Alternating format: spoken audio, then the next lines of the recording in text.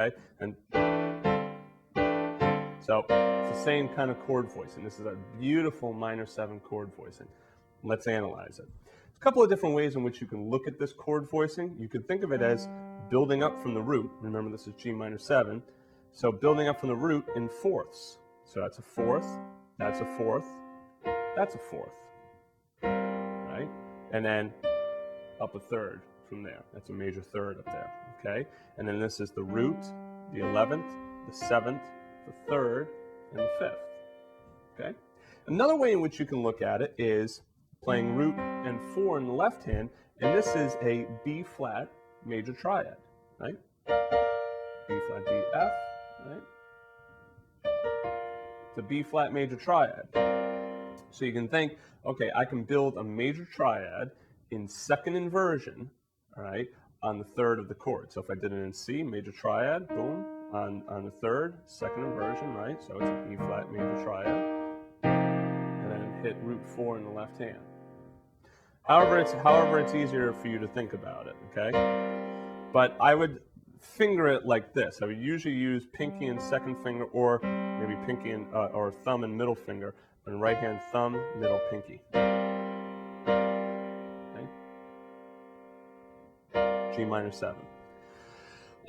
Then the melody goes on, you know, over the, now we get to rain and bow. Now on rain, that's where, you know, there's no chord that's listed there. And what you could do is, a lot of times I like to use a B flat dominant 7th chord, okay, right in there. And then the reason I use the B flat dominant 7th chord is the next chord is E flat 7. So now think about this. So I'm going to an E flat 7 chord, right? All right, so now if I precede that E flat chord with its dominant chord, okay, that would be a B flat 7. All right. Now what's happening here is I'm just using, you know, basically like extended dominance, all right? Or I can also think of this as dominant resolution, okay? Now all of that means is I look at where my target is. I'm going to an E flat, all right? So if I'm going to an E flat, I can think, what is the 5th of E flat? All right, 1, 2, 3, 4, 5. The 5th of E flat is B flat, all right? I can also think, go down a 4th, all right? That's B flat. So I go to that B flat and I make a dominant 7th chord on that note. Now, of course, it has to fit with the melody, and you'll see what the melody here is. Once again, we're on page 505. You'll see what the melody is, and you'll see that, well, a dominant 7th chord indeed fits over the melody. All right, it's part of the chord. All right, that's one of the chord tones. All right, so you do something like that. All right.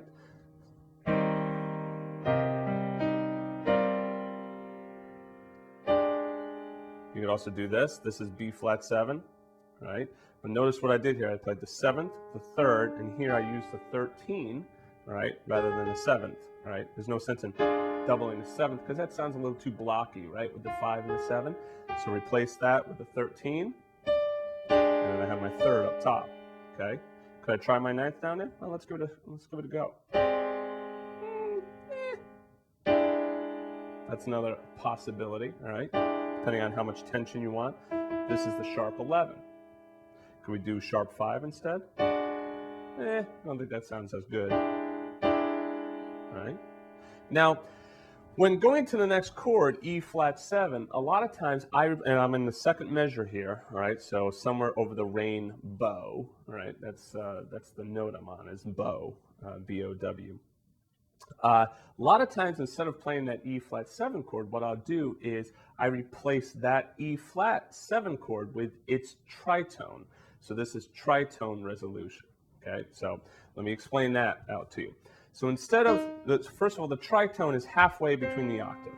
So if I have C to C, the tritone is right here in the middle, okay? So, right, halfway between the octave.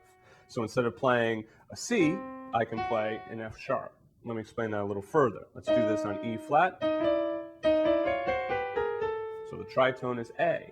So instead of playing an E flat chord, I can play an A chord. All right. So instead of playing E flat 7, let me replace that with A flat 7. So, all right. See what I got there? It's a nice sound. right? I can also maybe, let's see, maybe that's a little less tense, right? Although that sounds nice as well. And what's this? Once again, that's 9. 9 sounds good. Could I play flat 9? Well, let's try it. Yeah, okay, I guess you can, right? I don't like it as much as the natural 9. I think that sounds great, okay? And once again, this is A7, 7th G with the pinky, 3rd C sharp on my 2nd finger. This is all left hand. And then thumb on F sharp, which is the 13. Same note as 6, but since it's a dominant 7th chord, we want to call it 13. 2nd finger on B, which is the 9th, and then 4th finger on D sharp, which would be the sharp 11, okay? See, that sounds really cool. And now, so basically what we're having is B flat 7 down to A7, then down to A flat major 7, okay? You can hear if I, that's a real nice sound.